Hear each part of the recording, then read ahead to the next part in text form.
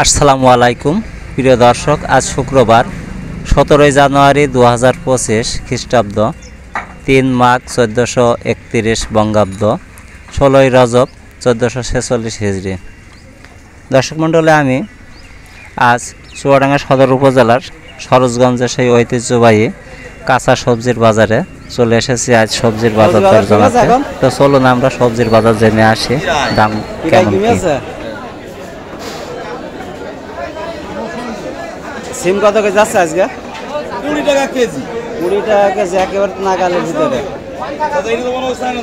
আর কাঁচামরিচ? কাঁচামরিচ 50 টাকা 60 টাকা কেজি। 50 টাকা 60 টাকা কেজি।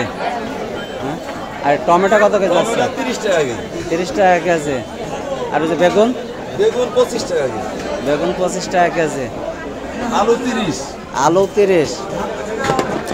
মিষ্টি কুমড়ো? মিষ্টি কুমড়ো এটা হলো 35 40।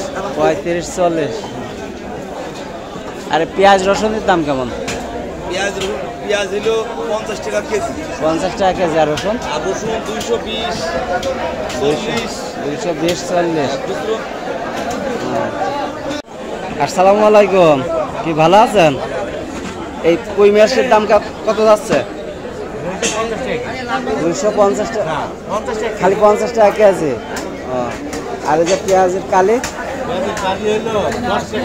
10 টাকা আটি। হাফ কেজি আছে না? Half KG.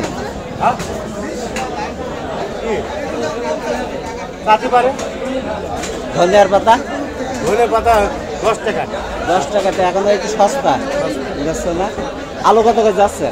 আলু আলু বিক্রি করছে এটা 20 টাকা, ওইটা হলো 30 টাকা। এটা 20 টাকা আর এটা 30 টাকা। আর এই যে টমেটো? 35 টাকা। 50 টাকা। 35। 20 টাকা কেজি। গাজর কত করে যাচ্ছে? 40 টাকা।